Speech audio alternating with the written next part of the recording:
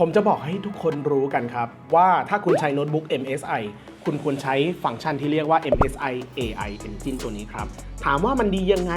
MSI AI Engine ตัวนี้มันจะคอยปรับโหมดการแสดงผลภาพสีและโหมดการทำงานของตัวเครื่องโดยอัตโนมัติทำให้เราไม่ต้องมานั่งเสียเวลาปรับโหมดตัวเครื่องให้วุ่นวายเราก็โฟกัสกับการใช้งานของเราให้เต็มที่กดเปิดโปรแกรมมันก็จะมีการเปลี่ยนโหมดให้เราโดยอัตโนมัติมีแจ้งเตือนอยู่ที่มุมขวาล่างของหน้าจอให้เราเห็นเลยว่าตอนนี้อยู่ในโหมดแบบไหนทำงานยังไงเราไปโฟกัสกับการปรับโหมดตัวเครื่องให้น้อยลงแต่เราไปโฟกัสกับการทำงานของเราให้มากขึ้นทำงานสะดวกขึ้นกว่าเดิมอย่างนี้ผมบอกเลยว่าน่าใช้ครับ